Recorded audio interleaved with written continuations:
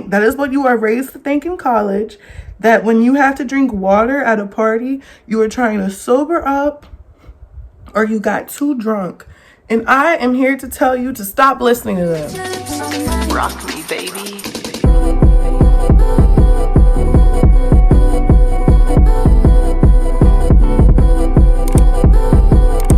Good morning. Hey guys, it's your girl Cece. I am C My Curls. I haven't recorded a Get Ready With Me in forever. But yeah, we are about to do a chit chat Get Ready With Me for brunch / a day party. And we're gonna talk about some things. So don't forget to like, comment, share, and subscribe. And let's go ahead and get right into this. Alright y'all, so my life is slightly in shambles. One, because I'm exhausted, so I'm sitting here drinking coffee. That's good coffee. And I got a little egg white for Tata. But I'm so hungry. I never wake up this hungry in the mornings. But we're going to brunch today. And I also need to finally tell you guys why I cut my hair, because I've been supposed to record that video, but your girl has been lazy. So it may not look like it from this angle, but you can even tell like all the color is majority gone. My hair is definitely shorter. So I did do a little mini big chop. We have, just so you guys know what we're about to do, we have some curly clip-ins that we're about to install. They've already been pre-washed and deep conditioned last night. They've been air drying. If you guys watched my Get Ready With Me for Vacation, we dyed those in that video, so go check out that video if you want to see how they looked before I dyed them. But this is what we're working with. We're just about to go ahead and put them on, spray them down, add some gel. We're gonna put on really light makeup today because it's supposed to be really, really hot. But essentially, I did recently cut my hair. I want to say it's been maybe 2-3 weeks now. I literally cut my hair right before my birthday because I was just, I guess I felt empowered enough to just go for it. And so long story short, I messed up my hair, y'all, like messed it up. I cut off a chunk. I will insert any footage that I have as I'm telling the story, but I cut off a huge chunk of my hair right in the front, right here, when I was taking out my crochet locks last month, which led me to a panic because it's not like it was, you know, like in the middle of my hair. It was right smack dab in the front. And I feel like I was already annoyed because I already noticed that I gave myself a bald spot from doing the rubber band method a few months ago. I think it was just the way I did that rubber band method, because there's other ways to use rubber bands. Like, I just didn't like that way specifically. So I already have like a little bald spot that's healing right here. You guys can actually kind of see it. But cutting my hair was just, that was my tipping point. That was my tipping point. So after my birthday brunch with my friends, and I realized, okay, I'll still be able to style my hair. I could still braid down my hair, because that's what was keeping me from doing it. Because I had already made up my mind that I was going to cut it after that big mishap happened, but I was gonna wait till after my birthday. But I just got the bug to just cut. And they always say, when you're ready, you're ready. And I agree, because I've big chopped before, like my actual like transitioned hair. I big chopped that. But literally, I big chopped in the middle of the night. You can actually ask my guy friends, Will and Josh, because Will was my RA at the time. And he literally walked in while I was chopping off all my hair because he was about to do our RA contracts, because in college, you have to do roommate contracts so that you guys have acknowledged your pet peeves, all that. So when he came in and saw me cut my hair, he was like, "Is this a cry for help, Cece?" I was like, "No, I'm okay. It's a big chop. I'm all good." And then I literally went down to my best friend's room. You guys met him, or you guys met him this week. I don't know if that video is going to be up before this one, but he saw my hair that night and he was just like, "You cut it?" I was like, "Yeah, it was time." So like I said, when you know, you know, and it was time. Let me take a bite. All right, my appetite has been satiated. So yeah, I cut my hair about 2-3 weeks ago. I've been protective styling like crazy ever since I did it though, because so I definitely recorded a video, and when I went to upload everything into my editing software, I recorded the whole thing in slow motion. Now this is not the first time I've done this, so you guys can understand why I was angry. Like, and that always happens to me when I start recording while I'm tired, because I think I made that video in the middle of the night, because like I said, I just felt like cutting my hair, so I cut it. So yeah, that video couldn't happen because I messed up the footage. But the thought was there. But ever since I've cut my hair, like I said, I've been protective styling. I've been bouncing back from my wigs and my clip-ins. I've been doing some puffs. I've been doing wash and goes. I think I've done like 2 wash and goes on my hair.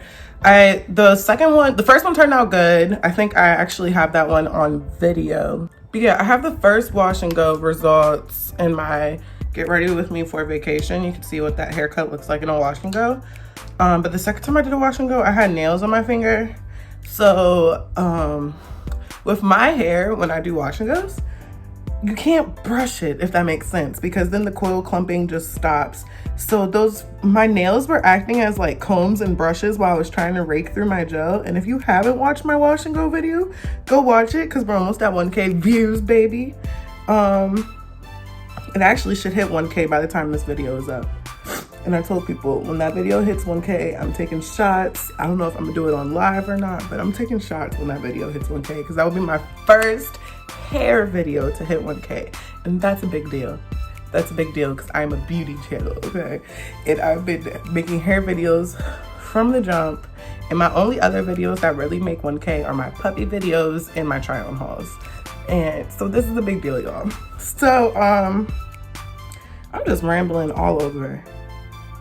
But yeah, I cut my hair, been protective styling. I'm going to get it evened out soon. Do I have a date when? No, I don't, because your girl's still waiting on getting called back to work, all that drama. I've been low-key stressed about it, but I've been trying just to trust God on it, because ultimately I know He has my best interest. He's taking care of me this far, so I know He's not going to leave me nor forsake me. And like I said, as y'all hear me talking right now, I'm speaking over myself to remind myself those words that I just said. So faith is definitely encouraged. Like, you have to encourage yourself. You have to remind yourself. It's just like anything that you do, like with depression. It is your like job to try to pull yourself out. Not saying for clinically depression, but if you have like, I know I have moments where I just stop taking care of myself. I get down in the dumps. I don't want to do anything. My life is a mess. Like, my room's a mess. I don't want to shower. I don't want to take care of my skin. Like, I just get like that sometimes. And the only way that I get out of that is to drag myself and to force myself to get it going. So those are just some tips. But what I really wanted to talk about today, because we are still in brunch season and I'm getting tired of y'all, we're gonna talk about how to drink all day long and not get sick. 1, not die. And when I say die, I mean your friends have to escort you back to the car to sit down. 2, and how to have a good time. Because I don't know if I'm just lucky, but my sister, God rest her soul. It's like, no, she's alive. What is wrong with me? But my sister taught me how to drink for a long time, because I do tend to get sick. I'm not even gonna lie to y'all. If I don't prep myself well, if I don't pay attention to what I am drinking, okay? Let me say that again. If I do not pay attention to what I am drinking, I get sick. I don't eat enough if I get sick. It's just, I just have a lot of factors that can lead to me getting sick randomly. You guys can ask my friends.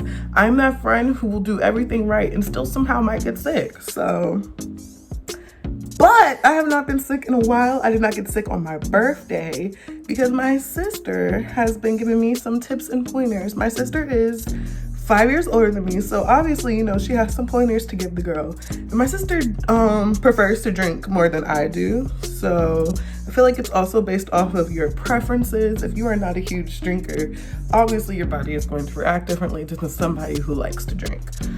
But my first tip to drinking all day is, child, eat. Eat, eat, eat, eat, eat. So let's talk about two scenarios where you should be eating. Let's say you're partying. You're not going to a restaurant. Let's do it for the college students, okay? Because we used to have block parties back in my day. So let's say you're going to a block party. Eat before. It's really that simple, guys. And when I say eat, I don't mean yogurt. I mean, if you are feeding yourself before and you're not going out anywhere to eat, you need to eat something with bread. You need to make sure that tummy feels close to full. Now, don't get too full because then it's going to be hard to drink on a full stomach. That is another tip. But you need to eat.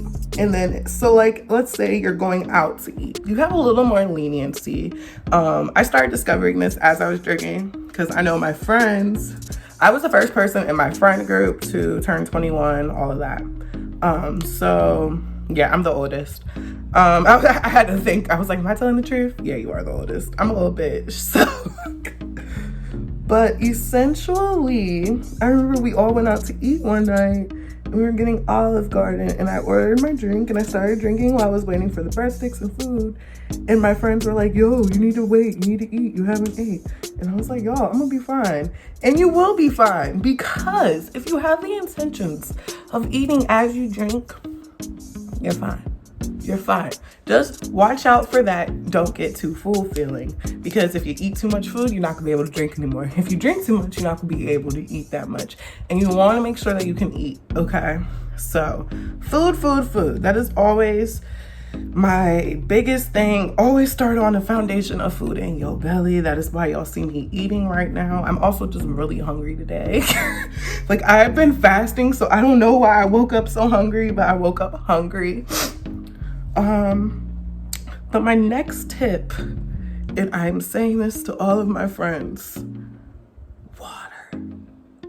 water. Wait, we're a little crooked.